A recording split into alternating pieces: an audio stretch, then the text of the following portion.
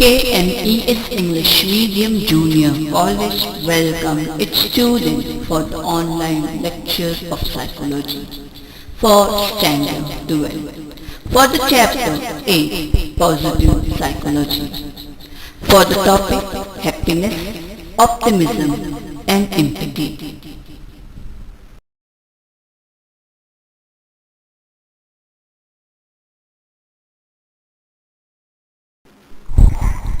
Students, in today's lecture of Chapter 8, Positive Psychology, we are going to study the three subtopics, that is happiness, optimism and empathy. Happiness consists of definition of happiness and theories of happiness, whereas optimism has the meaning of optimism, and empathy, meaning of empathy and how can empathy be nurtured. These are the different topics that we are going to cover in today's lecture. Happiness 8.4 Happiness. We experience different types of emotions. We prefer to experience some of them like happiness, love, respect, etc. While we prefer to avoid some types of experience such as sadness, anger, hatred, fear, anxiety, etc. These positive and negative type of emotion are make our experience meaningful and bring variety in the experience. Without positive emotion of life will be very difficult. Let's see the three different types of emotion experienced by the people. Amrita was extremely happy to know that she stood first in all divisions in annual exam. Second, Milan became a very happy when his father gave him the mobile which he always wanted to have. Third, student became very happy after a holiday was declared unexpected. In all the three situations we see that the individual experience happiness. So, when do we feel happy? From the above example, we have realized that you become happy when you are successful, or when you feel secure, or when you are lucky. So, for happiness, we require success, secure, or luck. Let's look at the definition of happiness. Happiness is a positive emotional state that is subjective from person to person. The definition of happiness makes it clear that there are subjective differences in the experience of happiness. For example, some people are happy when they get sweet or when whereas some people just do not like sweet. So, happiness is a positive emotional state that is subjective to every person. A person feels happy when they are successful or surprised or loved, etc. Coming to the theories of happiness. There are three theories of happiness. One is need goal satisfaction theory, process activity theory, third genetic personality theory. These are the three theories of happiness. Need goal satisfaction theory. Happiness is experienced when some need or goal is satisfied. We are happy when we have reached to our goal. For example, you are hungry and somebody offers you your favorite food. Or Rohit feels happy when he clears double IIT exam. Coming to the second theory, that is process activity theory. Process activity theory. Happiness is experienced when one engages in a particular activity. Engaging in a particular activity generates happiness. For example, singer enjoy singing. Coming to the third theory of happiness, that is genetic personality theory. Genetic and personality characteristics are involved in the experience of happiness. Genes and personality characteristics are involved in the experience of happiness. So this is the happiness emotion.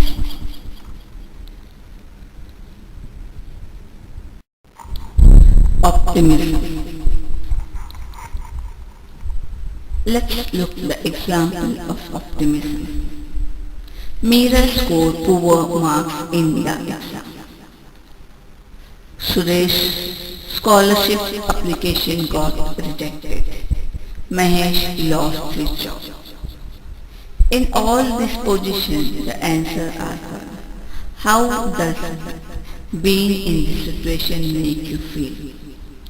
What do you think about yourself and your future being in this position? A.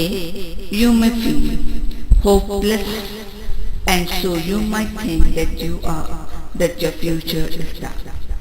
Second, helpless, and so you might think that you cannot do anything to get out of the situation.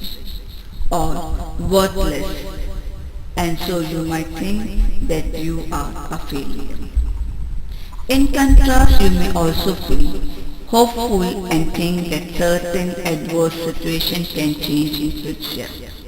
Second, challenge and think that you can have the ability to overcome the adversity.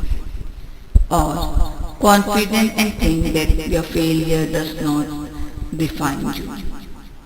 So, these are the two ways in which you can feel.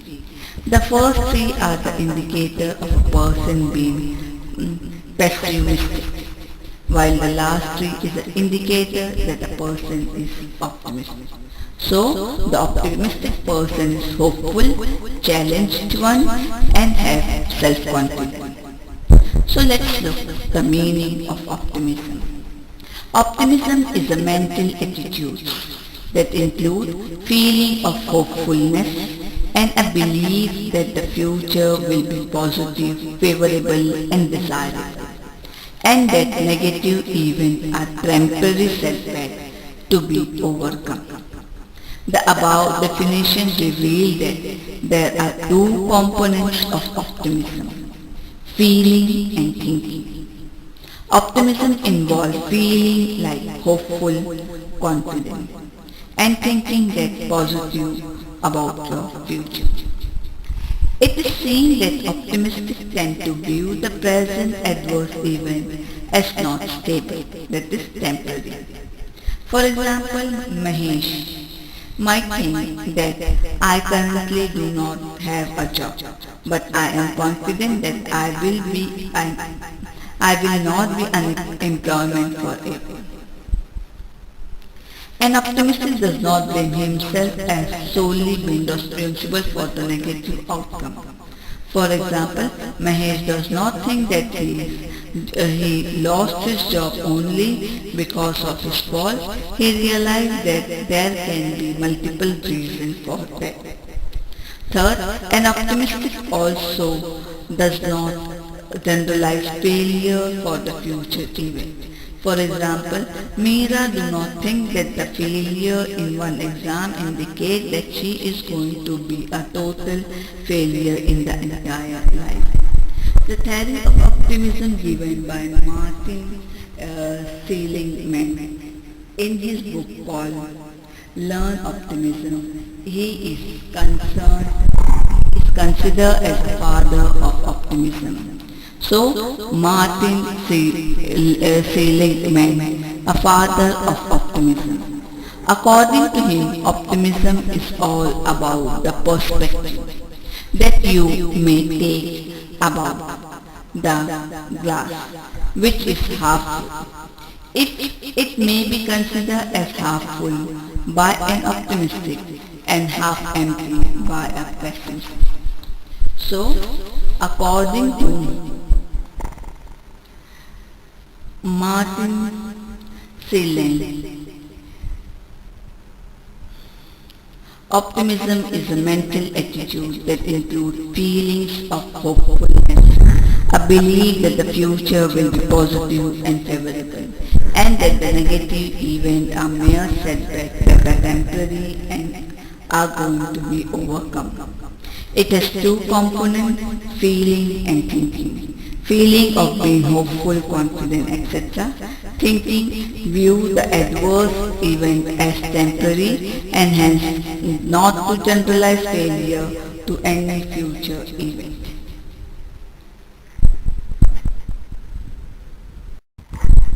Meaning of empathy. Empathy is the capacity to understand and feel what another person is experiencing from within their frame or reference. That is the capacity to place oneself in another's position. Simon Baron Cohen believed that empathy consists of three components. So, the components of empathy are cognitive empathy, emotional reactivity, and social skills. Cognitive empathy. It means knowing how the other person feels and what they might be thinking. It is sometimes called perspective talking. In the same way that a doctor can look at a sick patient and try to understand the part of the illness rather than driving into a patient's emotion. Cognitive empathy corresponds to a problem with brain power. Emotional reactive. It means directly feeling the emotion that another person is feeling.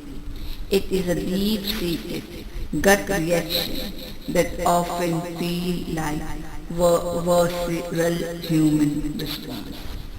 Connecting with another human is, in this way, is intimate and can form a strong bond. Third, social skills. With this kind of empathy, we can not only understand a person's feeling with them, but are spontaneously moved to help. It means that how easy individuals engage with others.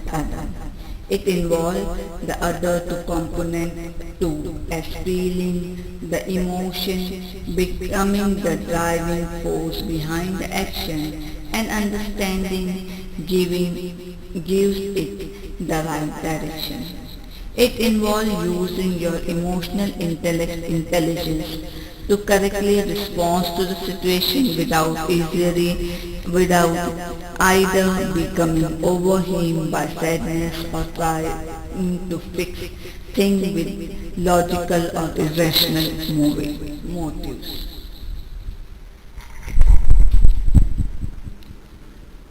Most of the research on empathy have revealed that practice of empathy brings trust and increase the feeling of safety.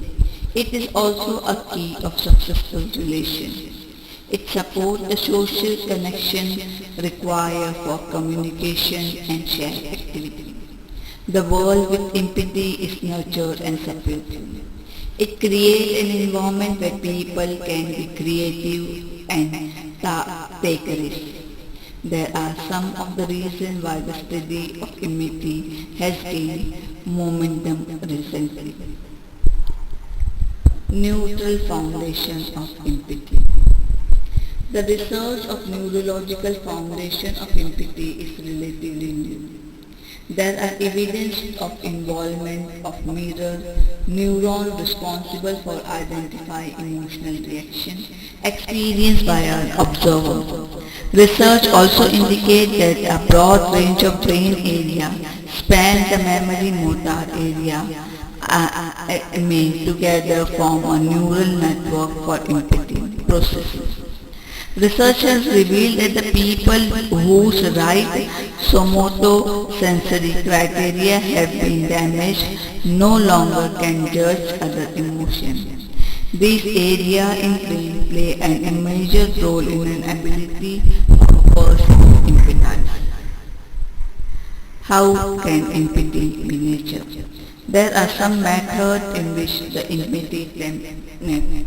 So the method which can help us to promote empathy are increasing social interaction, connecting through similarity, ask yourself what you are feeling, challenging yourself, cultivate your sense of curiosity, why yourself. These are the different methods to promote empathy. Increasing social interaction. Simple method is to have a person interact more frequently with people who need help. With such frequent contact, the individual truly begin to understand the perspective and the motive of the people who are being helped. Connecting with similarity. Point out similarity with another person, same type of work, having same type of problem or goal, growing up in the same part of the country, etc. This may lead to realize that we are all a part of the same world. For example, you've been settled in America, India, help newly arrived Indian in America. Ask yourself what you are feeling. The first step toward understanding others is understanding yourself. Research shows that people who are more accurate in judging their own motives and emotions are able to empathize better. Challenging yourself.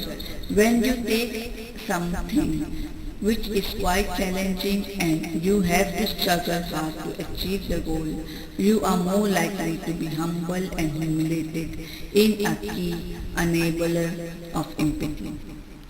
Cultivate your sense of curiosity. Try to replace the habit of judging by new habit of curiosity. You tend to ask more frequently, more curious, leading you to open up and develop strong understanding of people around you. Widen yourself. Empathy initially are strangers. Start with exposure to people who are different than us. Research has found that contact with people of different race increase your empathy toward them and neurological level.